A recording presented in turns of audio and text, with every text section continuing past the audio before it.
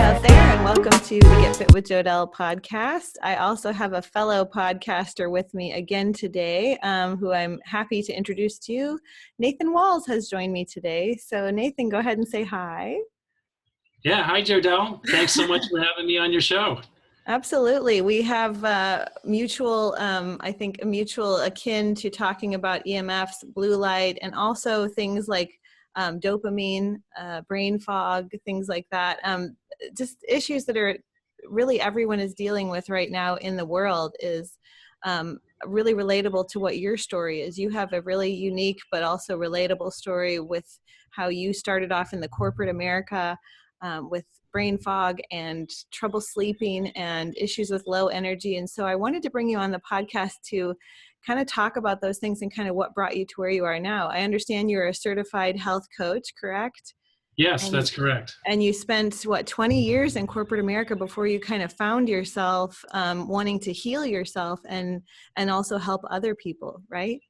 Yeah, exactly. So if you want me just to launch into kind of how I got to where I am today, I'm happy to share that. I would love that. Yeah, so 20 years in corporate America.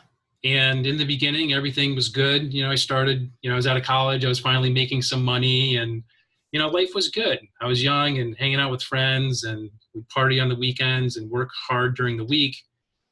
And about 10 years into my career, all of a sudden, I wasn't bouncing back as fast. Mm-hmm. And there would be certain days I was dragging. I was tired. How old were you at this point, if you don't mind my asking, like when all this transpired? Yeah, so this was like right around 30 or so when it first started happening. Mm-hmm. And it happened slowly at first. So it wasn't like every day I was dragging. It was like usually Mondays were horrible because I was partying too much on the weekends. And, occasionally I would just have a day where it was just like I didn't sleep well and then I was tired the next day. And then I started getting indigestion and, I'd go out to lunch and the next hour or so I'd be in food coma and my stomach would just be like making noises. I'd just be very uncomfortable. This went on for a number of years. And then I started getting the chronic back and shoulder pain. So I was just like always in pain. And I was on a computer 8, 9, 10 hours a day, plus an hour commute each way. Yeah. So that was part of it. But it was definitely, the intensity was worse than it should have been because I would ask my colleagues like, hey, you have a lot of back pain? And they'd be like, not really. So it just, over the years, it got worse and worse and worse. And then I started having brain fog. Mm-hmm. And that's when it was really bad because, I'd be in a meeting, somebody would be talking and I would just, whatever they said just kind of went over my head. And then they would ask me a question and I would just be at a loss of words. And it was just very hard to there would be times when I couldn't follow along with the conversation or I'd be trying to do my work and I just couldn't focus or concentrate on my work well. And I'd start something and then, distraction syndrome. I'd get an email, I'd like check the email. I was just like bouncing all over and I just wasn't as effective in my job as I used to be. And that's interesting that you noticed that too, because I think so many people, they kind of put it in the back of their mind, like, yeah, I kind of don't feel like I used to feel, but that's probably just age, or I'm just getting, I'm just tired, or I didn't sleep well last night, but they don't like kind of see the snowball effect like you did. Well, I didn't see it right away. And it was kind of funny because I would go to my doctor and I would just be like, hey, doc, he was a really awesome guy. And, I totally loved him. I went to him for, I don't know, like 10, 15 years. Mm-hmm. I tell him what was going on and he would just be like, well, you know what? You got a stressful job. You're probably just burning the candle at both ends and you're getting older. At this point, I'm in my mid 30s. I'm just thinking like, I'm not that old. I shouldn't be feeling run down and dragging all the time. I shouldn't have difficulty sleeping. And I was really lucky that he didn't just like put me on a script and just be like, take this and, sleep medication and you'll be fine. Yeah. Never did that. But at the same time, I just kind of like took him at his word and I didn't explore beyond that too much. I just kind of chugged along with life and it went on for about 10 years where I bumped into a friend that I hadn't seen in a while. We were just talking and she was dealing with like all the same stuff I was dealing with. And she just got referred to an integrative medicine doctor. I had never heard of integrative medicine, but she told me how he sat down with her for an hour. He ran all these tests. I was like, I need to see that guy. Yeah. So I went to him, and he spoke to me for an hour and asked me all sorts of questions. And when we got done talking, he's like, I think you have Lyme disease. Interesting. Yeah, and I knew what Lyme disease was, but I didn't really know anything about it. All I knew was that you got it from ticks, and I never found a tick on me. So I was just like, yeah, okay, doc, I definitely don't have Lyme disease. But he, you know, tested my blood and urine and did all these tests. And I came back, I tested positive for Lyme disease. I had candida. I had very low levels of vitamins and minerals. Hormones were really low. I was actually kind of excited because I was like, okay, I'm not crazy. I'm not crazy, yeah. Now I know what I have so I can address it. Yeah, absolutely. Yeah, and I kind of figured, okay, you know, I'll just take some antibiotics and I'll take some supplements for, you know, my vitamins and minerals. And, you know, in a month, I'll be back to normal. It's going to be great. And I just got progressively worse and worse. And I ended up losing all this weight. I went from like 175 pounds. So even after taking the supplements, like those didn't help that the doctor had given you? Yeah, they didn't really put a dent in anything. I mean, well, Jodell, part of the problem was he put me on 3 different antibiotics. So I was like, every day I was taking 3 different antibiotics 3 times a day. Yeah, further damage. Yeah. Yeah, exactly. So it was doing additional damage, and the supplements just weren't really enough to offset it. Yeah. And he didn't, you know, something that we both talk about a lot, he never really addressed the whole issue of EMFs. Yeah, environment. Why do they never address environment and just what are you doing daily? Yeah. Yeah. Exactly. So the one thing he said was I had a sleep app on my phone because I was trying to like fix my sleep for years and years and years, and I was tracking my sleep. And for the sleep app, you were supposed to put it right by your pillow. Yeah. Plugged in. They don't tell you to like put it in airplane mode. I hope there's a lot of people listening to this because there's a lot of people using these that need to hear what you're about to say. So yes, continue. Yeah, and people still, I talk to people that do it all the time. They'll tell me about their sleep app and like, oh, it's on your phone, you put it by your pillow. So the one thing he said was, don't put your cell phone by your brain, you'll fry your brain. That was the extent of it. And I was just like, you know what? I never thought about that, but it makes sense. Yeah. So I stopped doing that. It didn't fix my sleep, but you know, that was kind of like one thing I did to, you know, at least minimize the EMFs a little bit. Yeah. And so then after, like, what was kind of the turning point that you, beyond that helped you just realize, hey, there's something to this health stuff that moved you forward? Yeah. So I was, you know, I went through, I guess, kind of like an emotional roller coaster. I was really excited in the beginning. I know what I have. I can address it. I'm going to get better. And then, you know, I got worse and I got really depressed. But there were times, Jodell, where I would have like a week or 2 where I was like feeling pretty good. I would think I'd turned the corner, and then all of a sudden, like things would go down again. So I went through a couple months of just kind of like up and down, but more downs than ups. And I just started Googling a whole bunch, and I was just trying to figure out, what do I have to do to get better?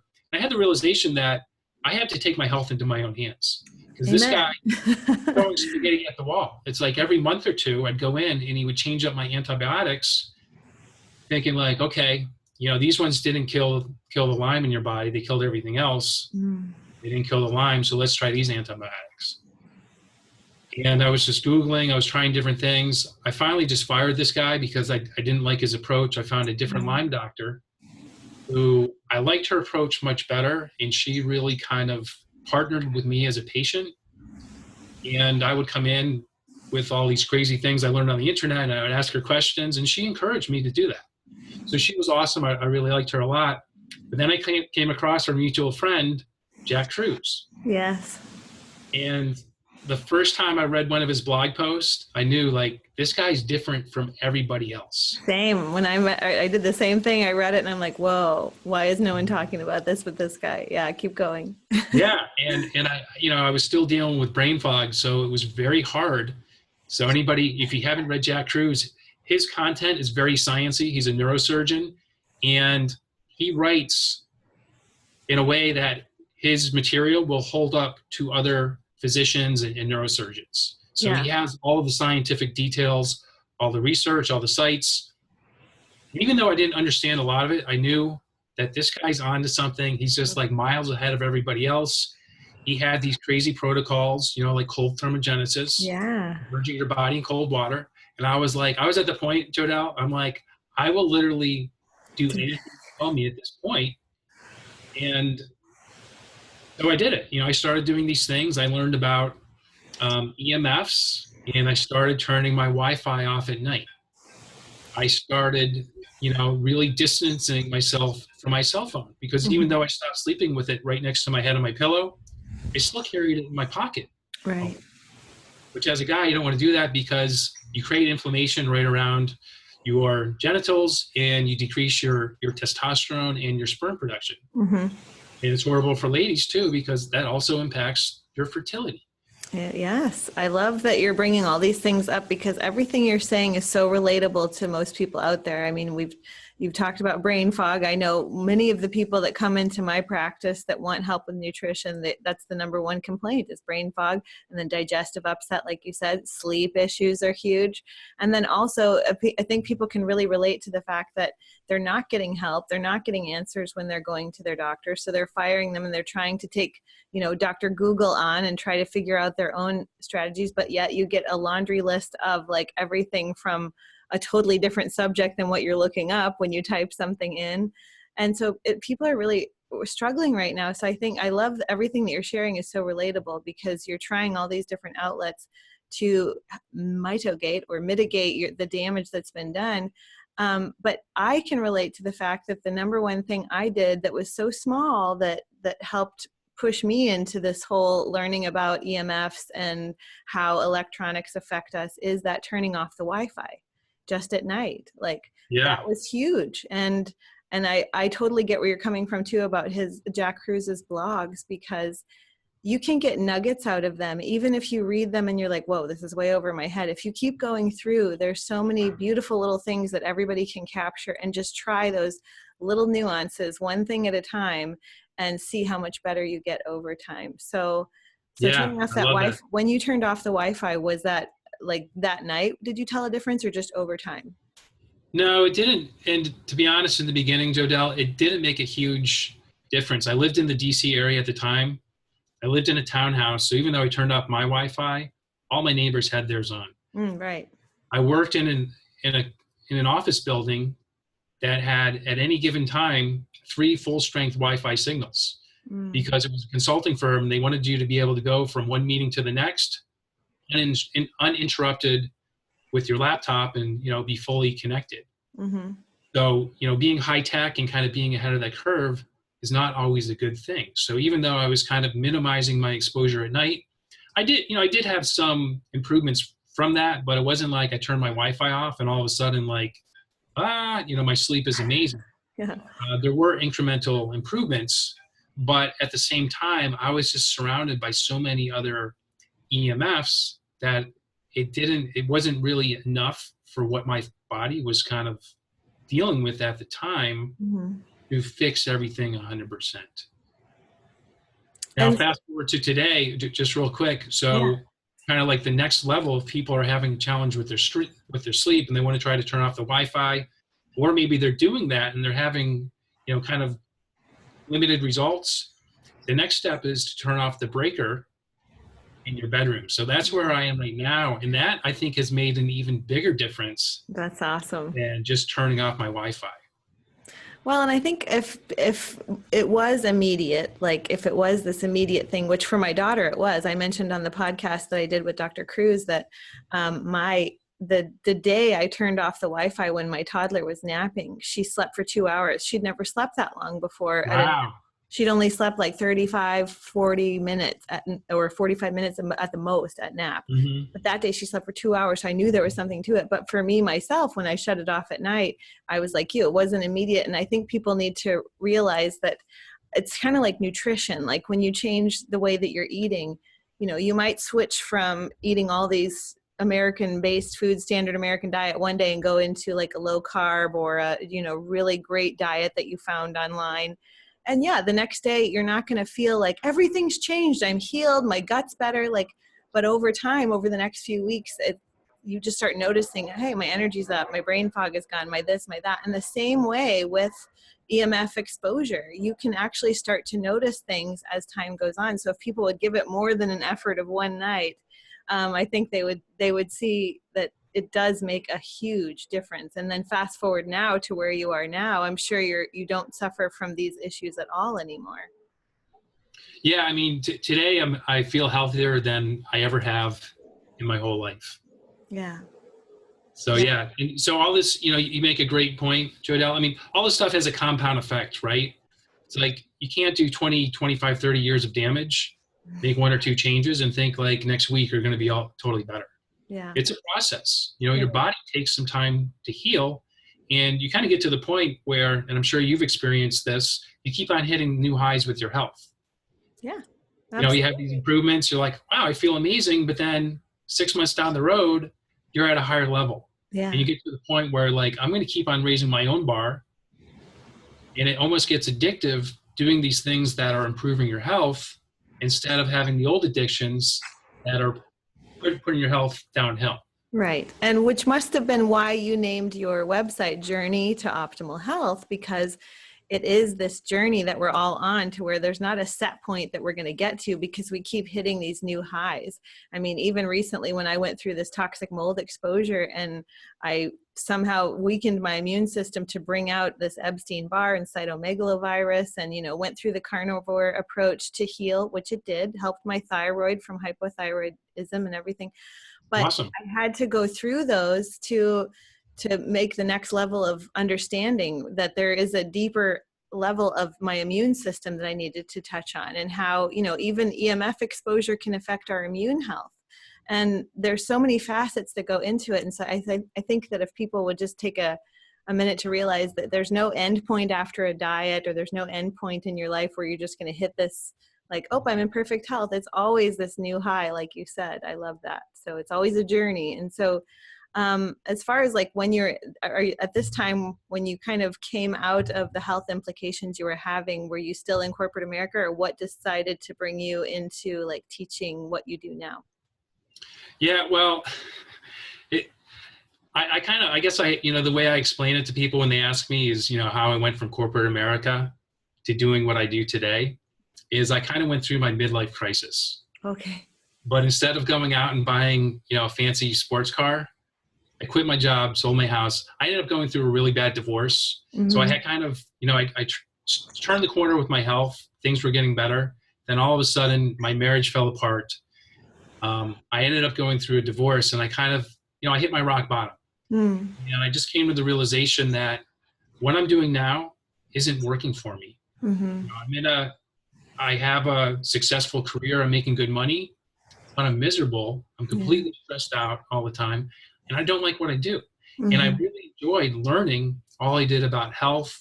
And I loved how I was just able to turn my health around. And it just really opened my eyes to a lot of people that I was working with, because I would share with them what I went through. Because I was very quiet about my Lyme disease when I was working, because I worked in a very competitive place. I was concerned. I didn't want to put kind of a target on me like, oh, that guy has a sickness. He doesn't have a lot of energy. It creates a different perception. Yeah, I see what you mean. Yeah, and anyone that's been in corporate America, I'm sure, can relate to that, because it's very competitive, and you never want to present yourself as weak or not at the same level as your colleagues. Yeah. So I was very quiet about it, but then towards the end, people actually noticed, because I became emaciated. My skin color just wasn't good when I was really sick. People would comment to me like, what are you doing? You look so much better. And I would just kind of open up with certain people, and they would open up with me like, you know what? I'm tired a lot too. My sleep is horrible too. And I think a lot of us, and I still do it today, even though for many, many years, I looked very fit on the outside, but I was a mess on the inside. And I still will make this assumption, if you see someone that looks, healthy and they're in good shape, that they feel amazing all the time. And that's not true. And I talked to some people that I always kind of assumed, everything was great with their health, but they didn't have great energy. They didn't sleep well. They had indigestion. They had, different aches and pains. Mm-hmm. And all of a sudden, the light bulb went off in my head. And I was like, you know what? I'm going to quit this job that I hate, and I'm going to do a totally different career. Wow. That simple. That was just so cool that you just took what had ailed you and then wanted to pay it forward to help other people. So now you consult with people as far as like health coaching, and do you also help people understand like the whole EMF thing and how it affects their health? I mean, is yours more nutrition based, or would you say it's more lifestyle practices? What kind of things do you advocate for? Yeah, so it's a combination. I've got, I guess, 4 core elements. So the first is mindset transformation, because a lot of, I'm sure you see this with your clients all the time. People know they shouldn't have like a whole bag of Doritos or go to McDonald's or something like that. But lots of times they don't have the proper state of mind to say no to these things they know they should say no to and make a better choice. So that's step 1. Step 2 is energy optimization. So nutrition is certainly part of it. Movement is a part of it. So I'm not talking about just going to the gym and lifting weights, but finding like a movement, like just getting outside, like you do. You love going out on your paddleboard and doing yoga. Like, that's something you're passionate about. Like, you would have to like drag you away from doing that, right? Well, the paddleboard, yeah, I don't do yoga anymore, but I do natural movement and paddleboarding, but yeah. Okay. Yeah. So just finding movement for people that works for them. Yeah. Incorporating different biohacks or mitohacks to help people optimize their mitochondrial function. And my goal for my clients is to turn them into mitochondriacs. Yay. Yeah, so really just kind of teaching them how to build a solid foundation of health that's going to serve them for the rest of their lives. And you said it before, it's not like you do this program, you do your cleanse or whatever, and that's it. You go back to your old lifestyle. You create a new lifestyle for yourself. So the way you live your life improves your health, and you continue to keep on raising your own bar and pushing yourself to new limits. Yeah. Third part is my brain gut protocol. So helping people optimize their brain gut health and the brain gut connection. So really just to strengthen like the vagal connection. Yes. Because through our stressful lives, when you have a lot of inflammation, it really impacts that connection. And when your brain can't communicate with your stomach and the rest of your body, that's when a lot of problems come up. Yeah. And then the fourth part is lifestyle integration. So getting people to the point where they're adding one new habit at a time. Oh, cool. Next thing you know, like, I'm just doing this stuff. Like, I'm not trying to be healthy. I am healthy. This is how I live my life now. Yeah. And if I want to go and have like a Big Mac now and then, no sweat. But I choose if I want to do that or not. I'm in control of my health and what I want to do. Absolutely. I love that. I love that like 4-prong approach. You could almost like make a little fork with it, with each prong. Oh, yeah. Like, I might use that. Yeah, there you go. But no, it's so true.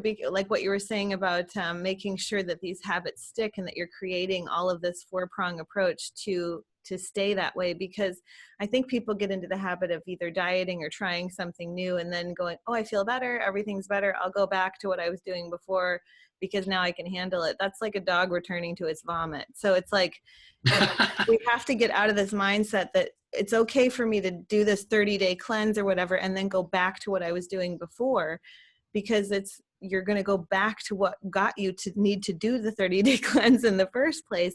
And like you wrote a blog post that I loved that was why light is more important than food. And that's what I've been trying to get across to these people that come into my nutrition practices.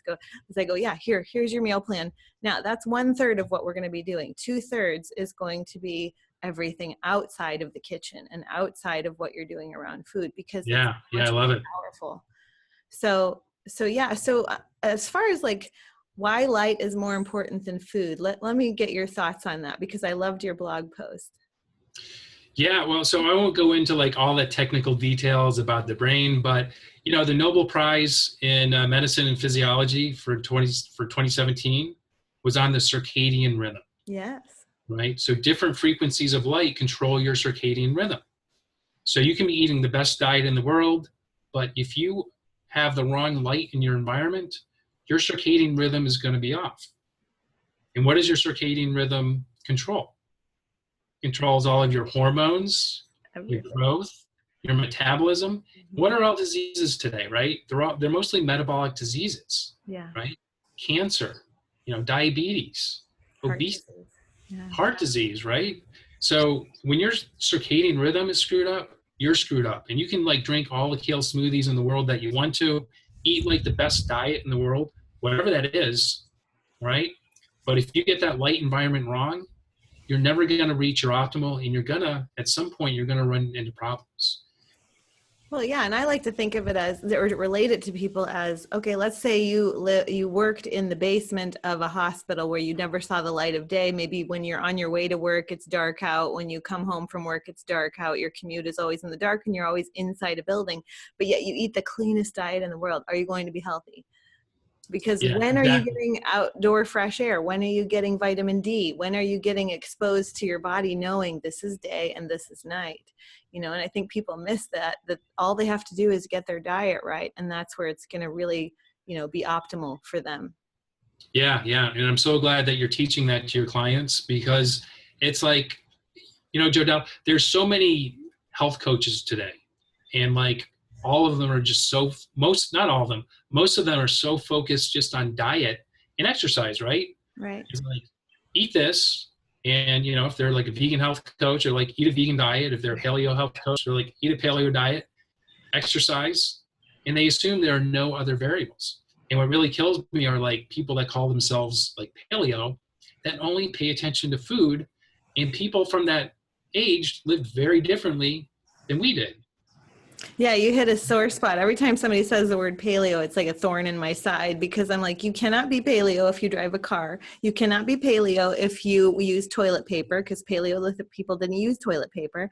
You cannot be paleo if you wear contact lenses, because Paleolithic people didn't wear contact lenses. Like, so it's such a... Yeah, I love that. I never heard like the toilet paper part, but that's hilarious. They need to be living outside, sleeping on the ground, wiping with a leaf, and not using any sort of, like eyeglasses and eating like whatever is the kill for that day, or whatever berry they find on the tree. So it's like we need to go back to like matching where we are in our world today. The world is modernized. You can eat a whole plant-based or, meat-based or whatever it is for that individual that resonates with them, but it should be a food that if you could go out, you could get it right there. It doesn't have to be a term like paleo or keto or whatever. So yeah, I just had to throw that out there because I want to stop this whole paleo trend and use a different word of just like bio-individuality, like just appreciating that we each have needs, but they all come from the earth. It's earth-based, whether it's animal or a plant, it's the earth-based. It's what creation designed us to eat. And then outside of that, we do get energy from the sun. I know I've heard you talk about that too. So can you enlighten my listeners on that? Yeah. So, the way our bodies create energy is from mitochondria, and your mitochondria create ATP, which is what we use for energy, right? But your mitochondria can create ATP just from using red light. Yes. So the sun is 42% infrared A light, which you can't see, but you can feel it. Mm-hmm. Today where I live, it's like 95 degrees. It's super, super hot. So I was outside and it was just like, it's so hot. But I deal with it and I'm used to it.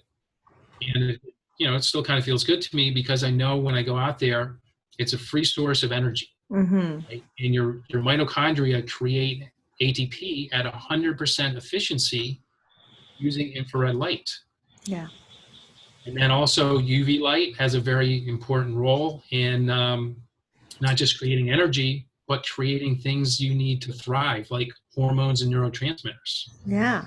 The reason you're doing yourself a huge disservice if you're inside all the time is when you get UVA light from the sun, goes in your eyes, it creates dopamine, serotonin, melatonin, melanin, and melanin allows you to capture even more of that sunlight to do more things, right? You mentioned before, the sun creates vitamin D. Yes.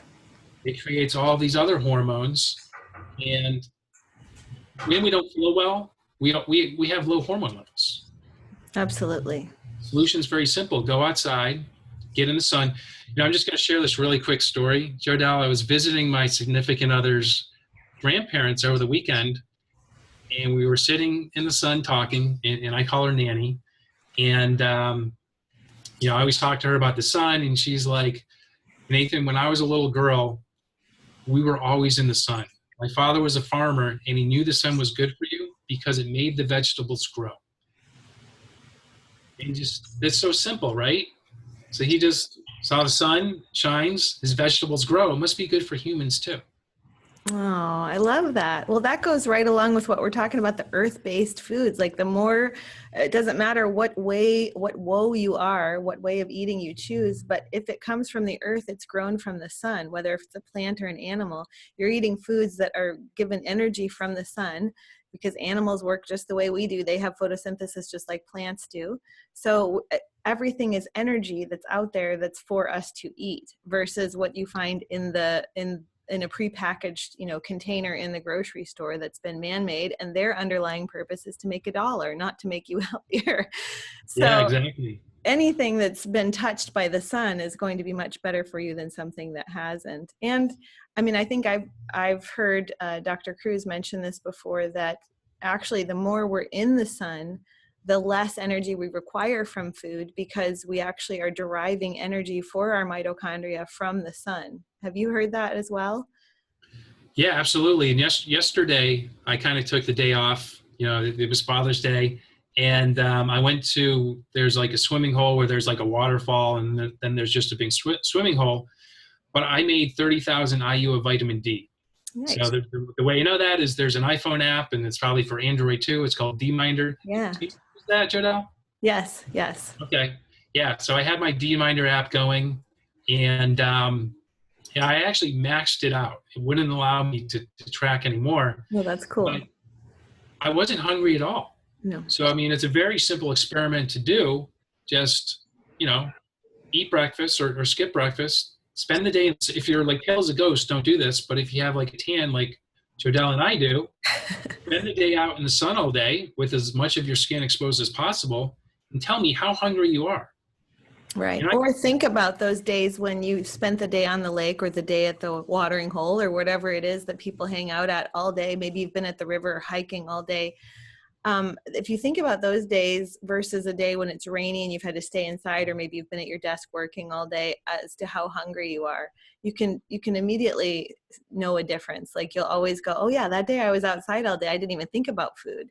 But yet the day you're inside when it's raining and you have to, you know, be at your computer the entire day, it's like every 5 minutes you're going, what could I munch on while I'm on my computer? Because these devices actually rob us of energy. And so we actually require more food in order to handle the energy loss from the devices, correct? Absolutely, yeah. And then when people are eating food that doesn't have any energy in it, I mean, the way to look at food, and you know this, Jodelle, but food is just a repository for light. Mm-hmm. Right? The food hits the plant leaf. The leaf keeps the carbon. It releases the oxygen. We breathe that in, but the leaf gets bigger. Either we eat that or an animal eats that. We eat the animal, but we're just eating that stored sunlight, basically, when we eat a plant, right, or an animal that ate a plant, mm-hmm, or an animal that, you know, ate an animal, I guess. But yeah. But then when you eat this packaged food, it doesn't have any stored energy in it. So you're going to be hungry, or you're always going to be reaching for that. What's that going to do? It's going to pack on pounds.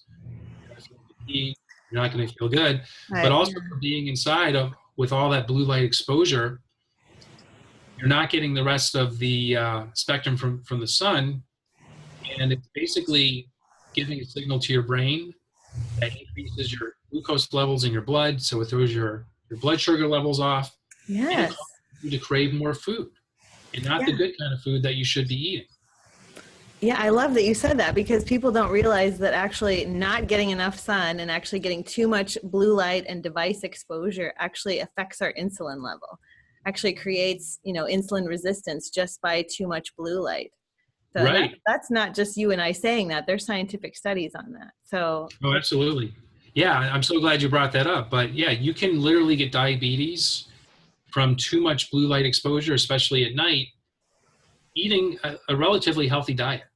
Yeah, and let's think about that. I mean, there's an epidemic of diabetes and insulin resistance right now, and there's an epidemic of what I call the zombie apocalypse is here, by the way, because when you walk down the street and there's people with their iPhone that are like this and they don't even look up to smile at you, like they're just so engrossed in this.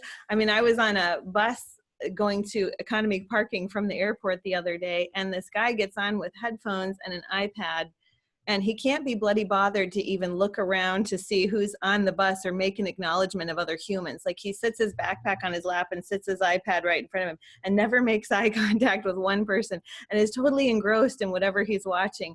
And his shirt said something like, it was almost like I wanted to take a picture of it, because it said something like, I and my computer are one, or something like that. Like, he was almost like verbalizing the fact that he had become to where he couldn't live without his devices. I can't remember what the shirt exactly said, but it was just an epiphany I had of, like, we are in the zombie apocalypse. Like, you'll see children go to restaurants with their parents, and the parents just hand them a phone or hand them an iPad, and there they sit the rest of dinner. They don't interact.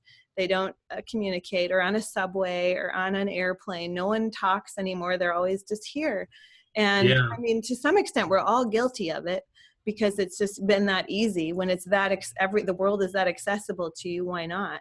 So we have to be conscious of it. We have to, like, start going in the other direction and going, what's beyond this little screen? What's on the other side of this that I could go explore and wonder about and find beauty in, you know? And so that's another reason why I wanted to talk to you, because you brought up the neurotransmitter issue too. And I know you're really big on dopamine, and so am I. And so, you know, talk to me about how you feel about this device usage and what it does to our dopamine levels and what dopamine is. Some people aren't quite sure what dopamine is.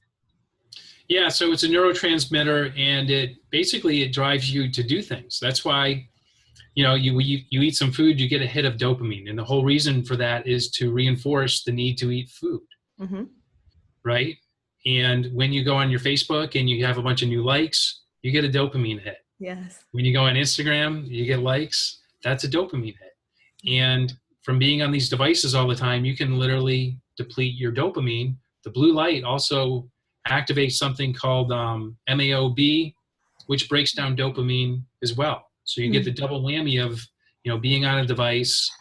For kids, you know, they're on social media, they're playing a game. In the games, you know, you kill a certain number of people, or you get to a new level, you get prizes or coins or whatever. Yeah. That's dopamine, right? So kids are completely addicted to these things. And all you have to do is just read the headlines and read the newspaper. Kids are depressed in higher numbers than ever. You know, suicide is now the number 10 leading cause of death. Wow.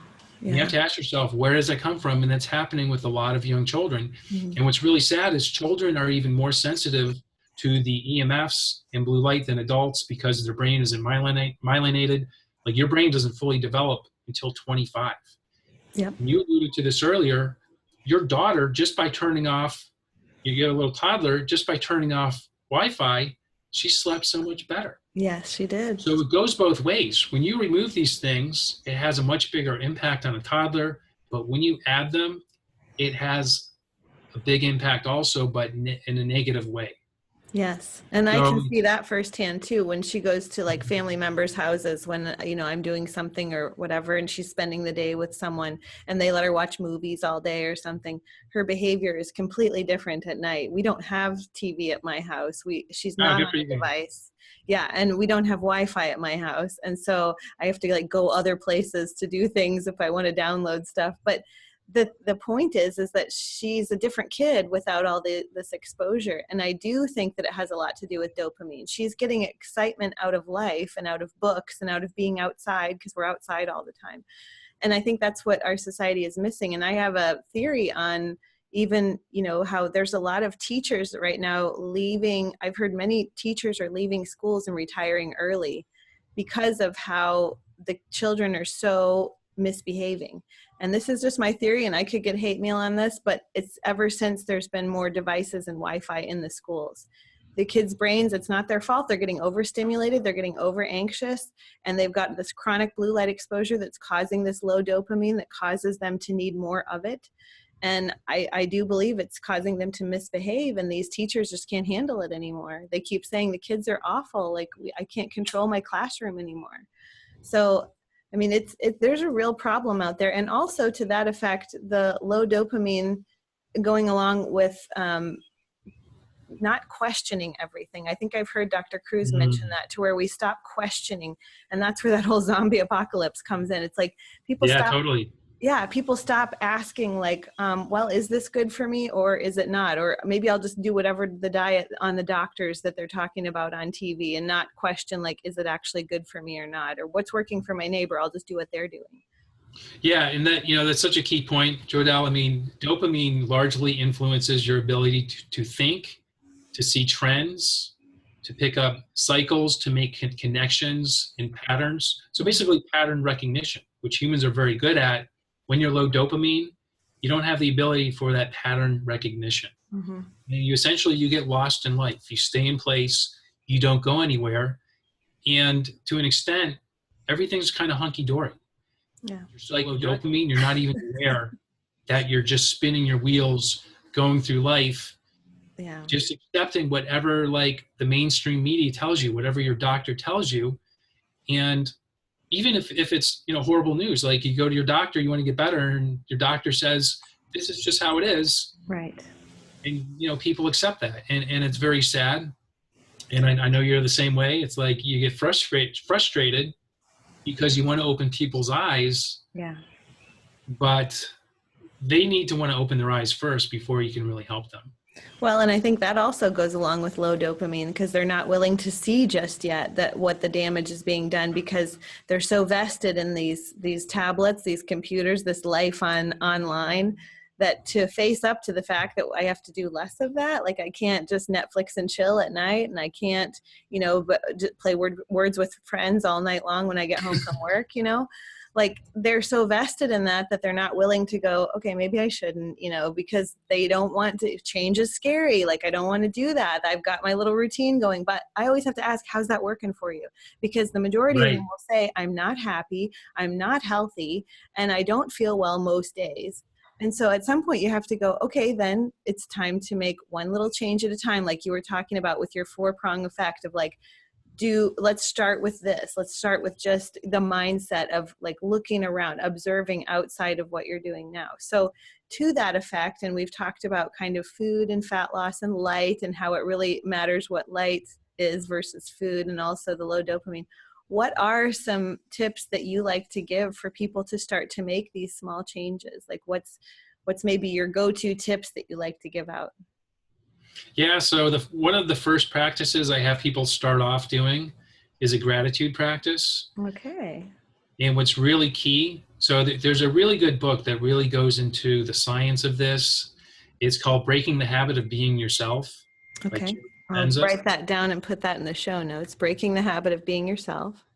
Yeah, so one of the things he really talks about in his book is your state of being. So your state of being is a combination of your thoughts and how you feel. Okay. So to make your gratitude practice very effective, you want to think about what you're grateful for, but then you want to feel what that feels like. Oh, okay. I like that. Right? Yeah. So that's the winning combination. So like a lot of people, they'll do their affirmations, but they don't feel it. And it's just like, they say every day, I want to lose weight, I want to lose weight, I want to lose weight, but they don't feel what that would feel like to actually lose weight. And then they just say, affirmations are stupid, they don't work. But this is so key to create change, because what you're doing is you're training your brain to look for the good things in your life. Yeah. In your body to change your state of being by thinking better thoughts and feeling how those thoughts make you feel. I don't know if you used to listen to Wayne Dyer, but he used to say, if you change the way you look at things, the things you look at change. So I hadn't heard that. I've read like a few, some of his passages, but yeah, I love that. That's always my favorite of his, because it's so true. If you just start changing the way you look at the negativity that you feed yourself every day, and the ungratitude that we do to ourselves every day, then the things actually start to change once you change the way you look at things. So yeah. And that, one more really simple thing is just going out and watching the sunrise. Do No you know, glasses. I read recently we only get 25,000 in our lifetime. So why would we want to miss out on that many? Like, Yeah, exactly. So true. But some things sound so simple to people. They're just like, that's not going to work. But people that actually do it, it's amazing how many people will get back to me like, I started watching sunrises and I just feel so much better. oh my gosh. Yeah. And That's an then, incredible tip. Like if everybody would just do that, the world would be a little bit happier just by like 10%. yeah, right, right. And so as far as like, even though it is 2/3 outside of the kitchen, what kind of tips do you like to recommend for even like mitigation, like helping with mitochondria as far as nutrition goes? So like the foods to eat to improve your mitochondrial health. Yeah. Or just in like food practices, like how, like when to eat or, circadian Okay, yeah, rhythm, yeah, like great question. I like to talk about that too. Yeah, so I like to be as seasonal as possible. So just kind of let nature be your guide. Yeah. Where I live right now in Ithaca, New York, our farmers market is in full swing, and there's a ton of different veggies you can buy at the farmers market. So like anything that's at the farmers market is game, Right. right? Which is Absolutely. very different than when you go to the grocery store and what's available at the grocery store. Yeah. But you want to eat when the sun is out. Mm-hmm. So when you eat at night, just eating at night, even if you have like your blue blocking glasses on, that impacts your circadian rhythm. Yeah, Awesome. but I love that because it just go by what your local farmers market has. But if you live in a town like I do, our farmers market consists of birdhouses and plants and a quilt that some beautiful little lady makes quilts, but that's pretty much it. We don't have a lot of food at our farmers market. So I got Okay. into the habit of telling people at the grocery store, when you go, look for where the food came from. Like, does it say Argentina? Does it say Washington? Does it say, maybe a local grower brought it into the grocery store? Because sometimes they'll do that. Whatever is the closest to your, like where you live, or on that same latitudinal line, like try to choose those foods for those people that don't have farmers markets, because I bet you do have a beautiful one where you live. Yeah, yeah, and that's a great tip because a lot of grocery stores, and when I travel, I always look for this, but a lot of them have a section of local foods Mm-hmm. Mm-hmm. or like locally grown foods. So that's a great tip for people that aren't fortunate to have like a really good farmer's market. Yeah, and most grocery stores will say, you turn the apple and look at the sticker, it'll say like Washington or Argentina or something like that. So you can know, okay, well maybe I'll choose the one from Washington because it probably took a little less time to get to me, so it's going to have a little better quality. Yeah, yeah, And then proximity is a huge looking up deal. what's, available this time of year, where is another good tip of just like what grows this time of year, focus on those foods too. So Yeah, I love that. And so, Jodelle, to kind of add to what you said, and this is something that most people would not think of, and I got this from Dr. Cruz, but you want to avoid, and people from California won't like this, but you want to avoid produce from California because the I'm so quality of glad you're bringing this up. I just learned this, so please continue.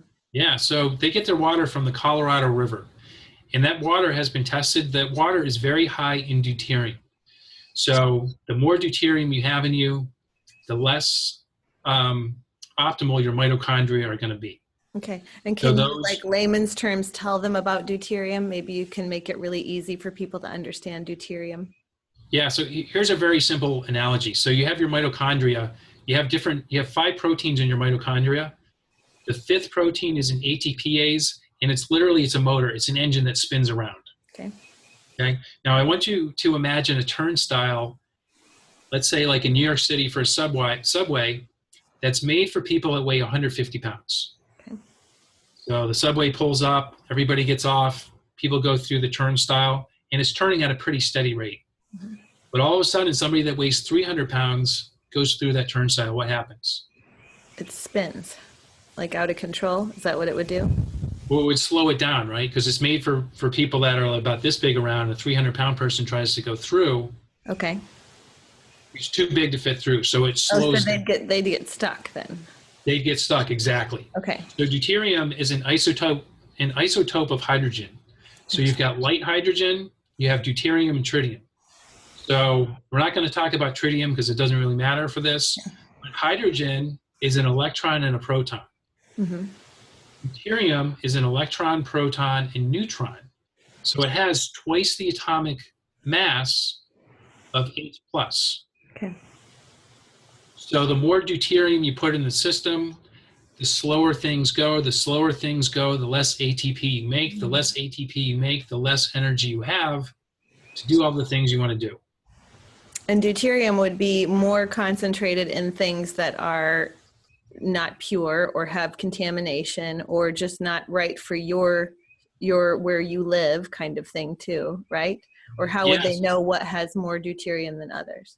So fake foods, as you said, right. Especially like fake vegetable oils, because the more something is processed, the higher the deuterium is going to be. So for example, a lot of people think canola oil is a health food. Mm-hmm. It's not. Nothing could be further from the truth. It creates massive inflammation in your brain. The reason it's so horrible is because it's loaded in deuterium. Mm-hmm. It's also very unstable, so it gets in your brain. It can pass through the blood-brain barrier. It's unstable. It breaks down, creates free radicals, creates all this inflammation in your brain. You know, and you can get brain fog. You can get depression. You can just, have low energy just from eating some of these wrong foods. So like soy oil, corn oil, canola oil, those are all highly processed oils. Whereas like an olive oil is cold pressed. There's really no processing for like an extra virgin olive oil. Coconut oil, same thing. You're squeezing the fruit, the oil comes out. You don't have to heat it high. You don't have to add chemicals to the mix. So those are low deuterium. Yeah. And this is also, like you mentioned, the water. Oh, go ahead. Sorry. So what I was going to say is a very low source of deuterium is saturated fat from pasture-raised animals. So one of the lowest sources of saturated fat is pork fat. Okay. So pastured pork is actually a health food, and a lot of people are just going to be like, it's crazy. But it's very low deuterium. So back to California, the water from the Colorado River is very high in deuterium. You water the plants with that water, plus California is probably the glyphosate, Roundup, capital of the U.S., which is water soluble. So they spray glyphosate on conventional crops. It's water soluble. It gets in the clouds. It rains on organic crops. So even though you're spending more money, you're buying organic fruit from California, there's going to be levels of glyphosate in there. It also has a higher content of deuterium, especially fruits, because fruits have a lot more water. And say from Mexico. So Mexico, the water in Mexico is actually very low in deuterium. So sometimes you want to get food that travels a further distance than food from California. Okay, so maybe even food might be better from Mexico than from California. Exactly. Wow, that's so fascinating. And I have to think back to when you hear about acid rain, and it's almost like when you were saying the glyphosate, it evaporates and comes down in the clouds as rain. I'm like, okay, we do have acid rain and zombie apocalypse going on. So yeah, it's not a good combination. No. So yeah, it is. I'm so glad we're sharing all this, because I think this is going to be new information for a lot of people to think about, just getting what you said, that mindset, the awareness, the beginning of, okay, I wonder what else I can do. So, as far as EMFs, we'll just quickly give them a few more tips before, because I know I've kept you over what I said I was going to keep you, but what are just a few quick tips about EMFs you'd like to share with our listeners? Yeah, so we'll break them up into two EMFs. So blue light, which is an EMF that we can see. Right. So we're both getting blue light from this. I actually have, Iris. So one thing you can do on your computer. I do too. We love Iris. So big shout out to Daniel who created Iris. Got to get. Yeah, it's a great software, but you can spend $10 and get the full version of Iris, which reduces the amount of blue light from your screen. If you have an iPhone, you can use Night Shift. If you have Android, you can use Twilight. Okay. So turn those on your phone all the time. And if you're outside, you're not going to be able to see the screen, so you can just kind of turn it off, like on a sunny day. When you're inside at night, you want to wear blue blocking glasses like you just showed everyone. You also want to cover your skin, because what sets your circadian rhythm is you have a photoreceptor in your eye called melanopsin. So the glasses block that, but melanopsin is also in your skin as well. So at night, you want to cover your skin as well to protect your melanopsin so you don't turn off your body's production of melatonin. Right. I'm so glad you brought that up. I've been recently fascinated with melanopsin, so I'm glad you touched on that too. So Yeah. So for inside, for EMFs, you want to get rid of things like the cordless DECT phones, which have even higher levels of radiation than a cell phone. You want to be low tech. So for example, I'm on a laptop right now that's hooked up to my router with a LAN cable. Nice. Very good. So I do have Wi-Fi. I've got can't see it. It's this little tiny Wi-Fi router. It's about this big. And if somebody comes to my apartment, or if I have to use my iPad, I plug it in, do what I have to do, then I unplug it. Right. But I've got another computer right behind me, which is also hardwired. I don't watch a lot of TV, but if I want to watch TV like Amazon Prime or Netflix, I run a cable from my office where my router is out to my TV, and I plug it into my entertainment center, and then I can watch Netflix and all that stuff. But I have a shameless plug too, since you mentioned Netflix. I don't have Netflix, and so I haven't seen this, but apparently I'm on something on Netflix. What is it?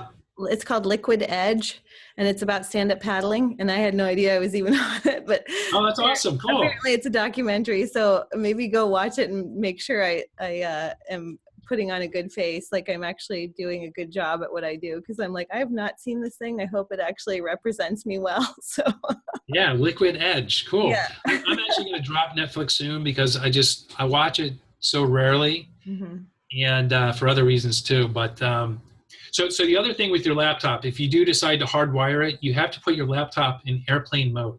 Okay. Because otherwise it's looking for that Wi-Fi signal. So it's sending out the signal. A good investment for people that are serious is to get this Cornet meter, which picks up wireless signals. So like Wi-Fi, cell phone signals and stuff like that. Something else to be aware of is I've got a printer behind me, and when I'm not using that printer, I'm not sure if you can see it or not, I have it unplugged. And the reason is for the same thing, because even though I have my printer hardwired, it's still sending out that signal looking, to see if there's any incoming print jobs. Right. So you want to unplug your appliances when you're not using them. The other thing, distance is your friend. So if you do have a wireless router and you can't live without it, have it as far away from you as possible. Most people, you go into their office, their Wi-Fi router is sitting right next to their workstation. And or how about the 7 years I went without a period and I was infertile and I had no idea, and I was sleeping with the Wi-Fi router underneath my bed this was years ago, before I knew any of this. Wow. And now you have children, right? Yes. So it's like, well, she is adopted, but yes, she is mine anyway. But I mean, I do have since gotten my fertility back, but it was like, can I say for sure that that's what caused it? No, but it definitely didn't help sleeping on top of a Wi-Fi router, Right. Yeah. I mean, people notice all sorts of changes when they start to kind of mitigate their environment. So I mentioned before about turning off the circuit breaker at night, not sitting too close to the TV. What else? Getting outside and grounding, because grounding actually allows you to discharge some of that radiation you pick up. The radiation is very dehydrating, so you want to be drinking a lot of quality water. A little hack I do is I always squeeze like a lemon or lime in my water, because that actually improves your mitochondrial function, the vitamin C. Yeah, that's awesome. It helps you deplete more deuterium. And that's such a simple thing everybody can do. That's so simple. Just what you've been saying, all of these things are not hard. It's not hard to turn off your Wi-Fi at night. It's not hard to put lemon in your water. It's not hard to source out, where your food comes from. These are not hard things. So I love all your approaches. That's just great. So if people want to get a hold of you and actually hire you to help them, how do they do that? Do you want to give that out? Yeah, so you can go to my website, journeytooptimalhealth.com. Yeah, I'll put that in the notes too. Okay, yeah, thank you. And then I'm also very active on Facebook. So my website, I'm really behind in updating it. But you can find me on Facebook. My name's Nathan Walz. And then I have a Facebook page also called Journey to Optimal Health. Very good. You can follow me there. And those are the two main places. Okay. Well, I could just continue talking, I think, all afternoon with you. And I know we have so much more to share. And we're actually going to do a Facebook Live together. So that's right. Yeah. So hopefully we'll get to talk some more about all this fun stuff, because I know you and I could just go on for eons. So yeah, absolutely. But I hope people will take away the fact that these are small things that you can do, and that really there's things outside of the kitchen that matter. And you don't have to just live with brain fog. You don't have to live with just being unhappy and not knowing why. So there's all kinds of ways to mitigate and mitigate things that are going on in our life to make it better, more optimal, and continue on this journey together. So yeah, thank you so much for your time today, Nathan. I appreciate it.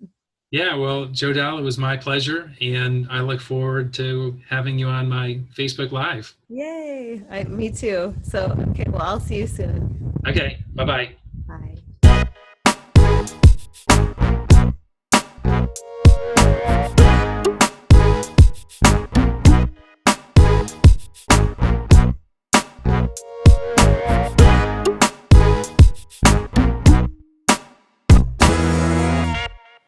Big thanks to my show sponsor, dropinfbomb.com. F-bombs are handy nut butter and organic oil packets that you can take anywhere and everywhere. Whether you're hiking, biking, or just toting a toddler around town like I do, these little fat bombs of macadamia nut butter, coconut butter, and even my favorite, the one with dark chocolate in it, makes eating real food on the go quick, easy, and delectable. If you're not into nut butters, no worries. Check out their line of quick oils that you can blend into your coffee, smoothie, or just douse over your meat or salad. MCT oil, macadamia oil, olive oil, and even avocado oil. They also have killer apparel, like my favorite shirt that says "Powered by Fat." I love that. And because I love you, and so does F-Bomb, my listeners receive 20% off their purchase. Just visit my shop page, getfitwithjodelle.com/shop, and click the link for yummy F-bombs. Then at the checkout, enter the code GETFIT, all one word, GETFIT, and save 20%. Their slogan is, "We make keto easier," but I just say, they make eating real food easier and tasty too. Dropinfbomb.com in a healthy way today.